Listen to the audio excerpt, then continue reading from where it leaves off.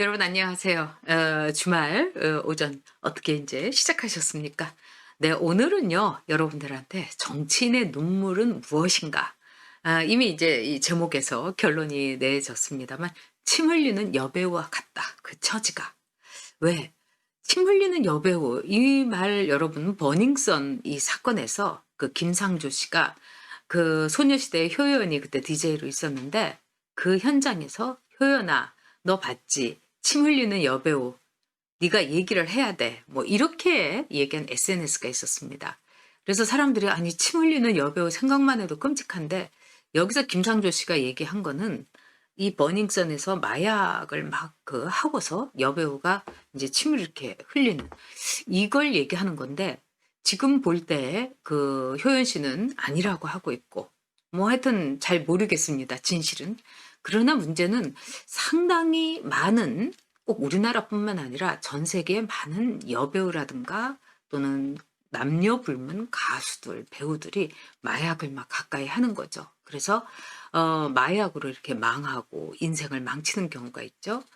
그렇게 아름답고 노래를 잘했던 휘트니 휴스턴도 결국은 정말 남편 잘못 만나 갖고 마약쟁이 남편을 만나 갖고 그렇게 비참하게 인생을 마쳤죠.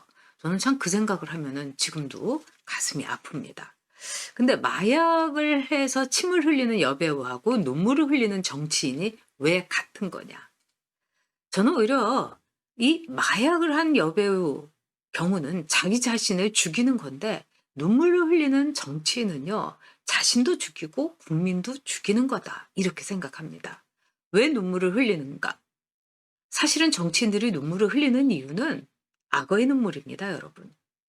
정말로 슬프고 또 정말로 가슴 아프면은 혼자서 울게 돼 있어요. 꺼이꺼이.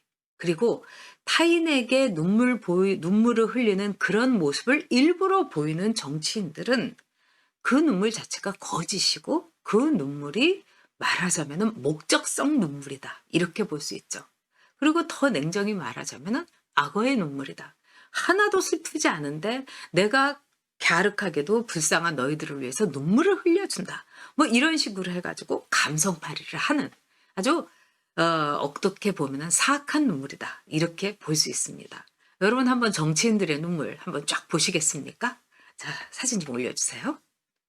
자, 저거는 이제 그 이재명 지사가 이천 화재 현장에서 순재 노동자들을 위해서 이렇게 눈물을 닦는 겁니다. 아주 슬프게 막 울고 있습니다. 네. 자, 다음 거요.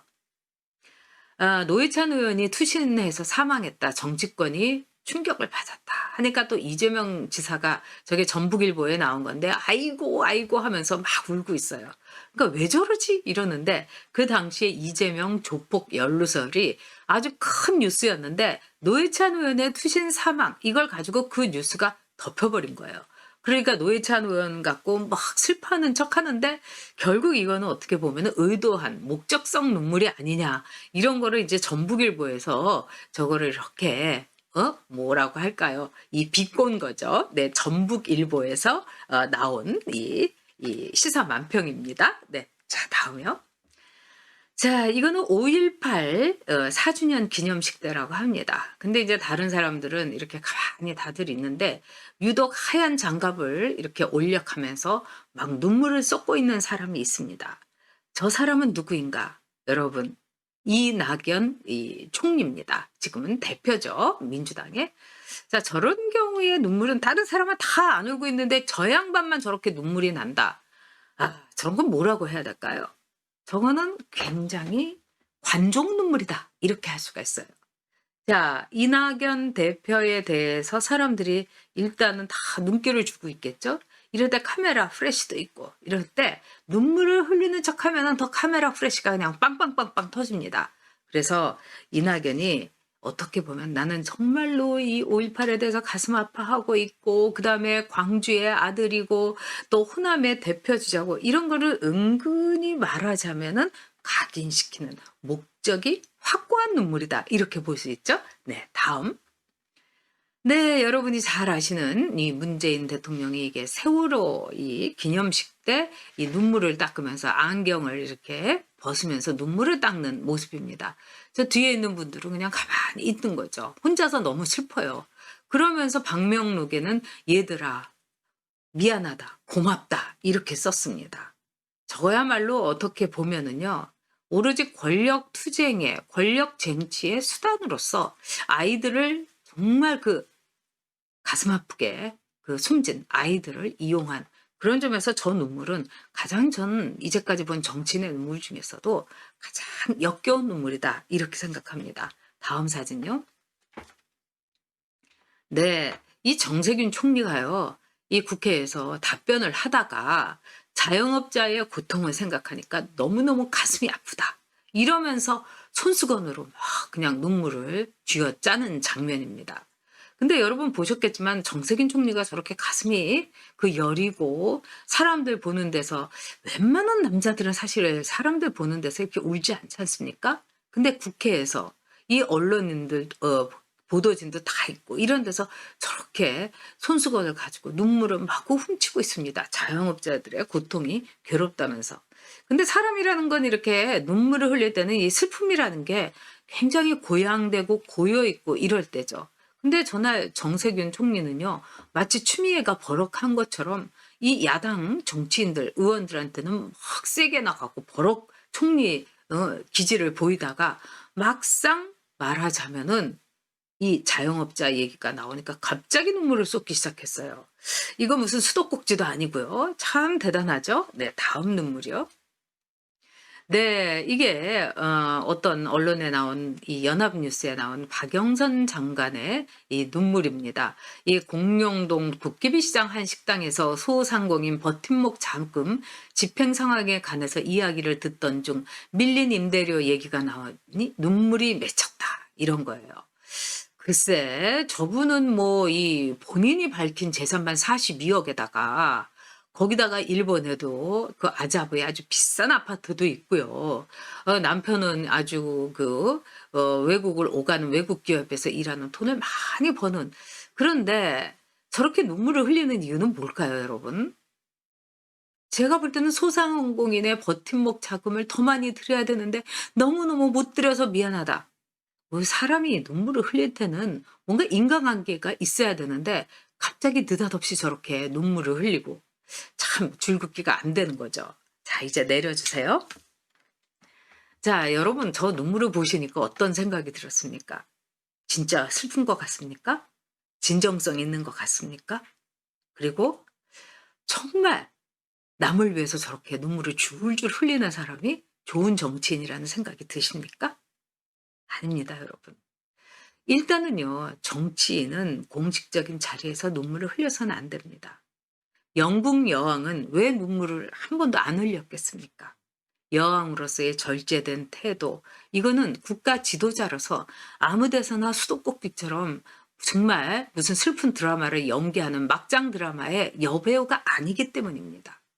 또한 눈물 흘리는 정치인, 자기 감정 컨트롤도 못하지만 앞서 쭉 여러분께서 보신 대로 목적이 있고 관심을 끌고 나는 이렇게 감정적으로 이렇게 눈물이 많은 감성을 갖고 있어요. 이런 하나의 악어의 눈물인 거죠. 그 가슴 속에서는 이때는 내가 울어줘야 돼. 눈물을 흘리면 내가 더 슬픈 것 같죠. 결국은 막장 드라마의 배우처럼 거짓 눈물을 흘리는 것이 바로 이 앞서 본 정치인들의 눈물이다. 이렇게 볼 수 있어요. 자, 앞서 잠깐 말씀드렸지만 버닝썬 김상조 씨가 이 침 흘리는 여배우 결국 마약을 상습적으로 복용한 여배우가 있으니까 그거를 효연 양 봤지 얘기를 해다오 막 이렇게 했는데 효연은 자기는 디제잉만 했기 때문에 못 봤다 이렇게 했습니다. 근데 그걸 다 떠나갖고 침 흘리는 여배우 마약을 상습적으로 복용하는 수많은 여배우들 이 여배우들의 상태에 대해서 연예계를 잘 아는 분이 얘기해 주셨어요. 이 여배우들은 어떤 특징이 있느냐? 굉장히 인기가 절정에 있다가 인기가 이제 쓰러지는 여배우들이 마약의 유혹에 굴복한다는 겁니다. 왜? 사람들의 박수갈채, 수많은 스포트라이트 이런 거에 막 익숙해지고 이것이 영원할 거라고 생각했는데 어느 날 내가 정말 코로나가 끝나가지고 마스크도 안 하고 갔는데도 아무도 나를 쳐다보지도 않는다. 이럴 때 그 여배우라든가 그 스타들, 아이돌들이 겪는 그 낭패감, 그 좌절감, 그 우울증 이게 대단하다는 겁니다. 그래서 불안하고 또 초조하고 그다음에 벼랑 끝에 선 것 같고 이런 과정 속에서 말하자면 마약의 유혹에 굴복하게 된다는 겁니다. 그래서 눈물을 흘리는 정치인들 여러분 앞서도 이렇게 다 보셨겠지만 어떤 정치인들입니까? 불안하고 초조하고 그다음에 어떻게 보면 자기 실력이 아니라 말하자면 어떻게 보면 운이 좋아가지고 올라선 정치인들의 특징입니다. 그리고 진심으로 울지 않고 진심으로 눈물을 흘리지 않는 정치인들입니다. 지금 문재인 정권은 가장 큰 문제가 뭘까요? 정말 어쩌다가 한국에 온 조선족 그 말하자면은 요양보호사 뭐 요양보호사도 아니고 간병인이 요양보호사는 자격증이 있어야 되죠. 그냥 조선족 간병인들이 막 이렇게 간병을 하다 보니까 어느 날 자기가 환자들 많이 다루니까 나 의사보다 더 잘 알아. 이러면서 뻐기면서 이 나라를 실정으로 정말 폭정으로 온 국민을 고통에 숨지게 하고 있는 겁니다. 그러면서 자기 자신들은 자영업자한테 고통을 드려서 미안하다. 뭐 재난지원금을 뭐 보조금을 못 줘서 미안하다. 이러면서 악어의 눈물을 줄줄줄줄 흘리고 있는 거예요.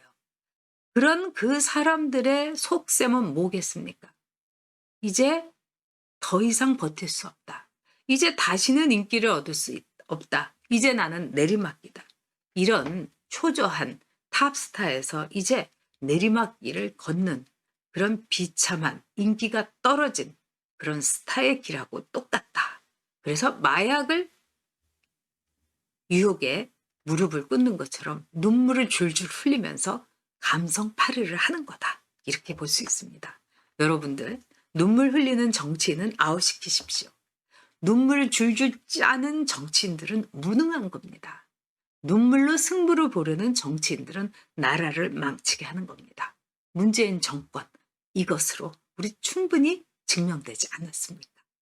네, 여러분 내일 일요일에도 여러분과 함께 하도록 하겠습니다. 일요일에는 지난번에 여러분이 좋다고 하셨던 이렇게 해보세요. 이러면 좋아요. 이거 2편을 여러분께 보내드리도록 하겠습니다. 여러분 감사합니다.